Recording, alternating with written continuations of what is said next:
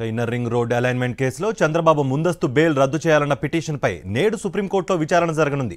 AP high court ఇచ్చిన ముందస్తు bail వల్ల కేసు దర్యాప్తుపై చంద్రబాబు ప్రభావం చూపుతున్నారంటూ ఏపీ ప్రభుత్వం పిటిషన్ దాఖలు చేసింది.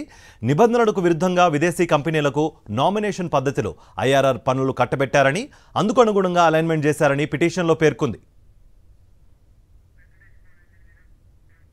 ఇదే అంశానికి సంబంధించి మరింత సమాచారం మా ప్రతినిధి వెంకటేష్ అందిస్తారు. వెంకటేష్,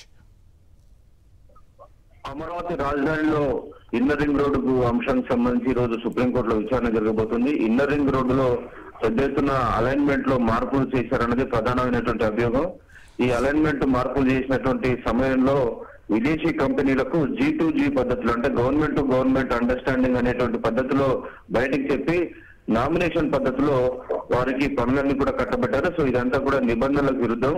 ఈ మొత్తం వ్యవహారంలో తమకు అనుకూలంగా ఈ ఇన్నర్ రింగ్ రోడ్డును తమ అనుకూలులు తమ బినామీల భూములున్న చోటు నుంచి వెళ్లే దిశగా ఈ మొత్తం అలైన్మెంట్ లో మార్పులు చేర్పులు చేశారు. సో ఇలా అలైన్మెంట్ లో మార్పులు చేసినందుకు వారి నుంచి పెద్ద ఎత్తున ముడుపులు అందుకున్నారు. సో ఈ ముడుపులు అందుకున్నందుకు సహకరించినటువంటి కొంతమంది వ్యక్తులను దుబాయ్కి, అమెరికాకు పారిపోయేందుకు చంద్రబాబు నాయుడు, నారాయణ, ఆ రోజు మున్సిపల్ శాఖ మంత్రిగా ఉన్నటువంటి నారాయణ సహకరించారనేది ప్రధానంగా ఏపీ ప్రభుత్వం పిటిషన్ లో పేర్కొంది. సో మొత్తానికి ఈ ప్రజాధనాన్ని దుర్వినియోగం చేయడం, క్రిమినల్ చర్యలకు పాల్పడడం, విశ్వాసఘాతకానికి పాల్పడడం, ఇలాంటి అభియోగాలన్నీ కూడా వీరిపై మోపారు.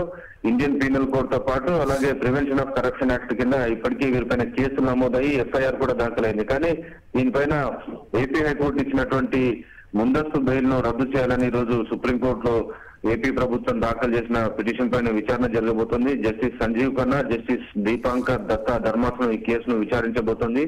చంద్రబాబుకి ఇచ్చినటువంటి బెయిల్ రద్దు చేయాలని ప్రధానంగా ఈ పిటిషన్ లో విజ్ఞప్తి చేశారు. So inner ring road alignment లో పెద్ద ఎత్తున అక్రమాలు జరిగాయి, నిబంధనలు ఉల్లంఘించారు, G2G పేరును చెప్పి నామినేషన్ పద్ధతిలో పనులు కట్టబెట్టారు. దీనివల్ల ప్రభుత్వ ఖజానాకు నష్టం జరిగిందనేటువంటి అంశాలన్నీ కూడా సుప్రీంకోర్టులో ఈ రోజు ప్రభుత్వం తరఫున న్యాయవాదులు వినిపించబోతున్నారు. సో ఎలాంటి నిర్ణయం వస్తుందనేది మనం వేచి చూడాలి.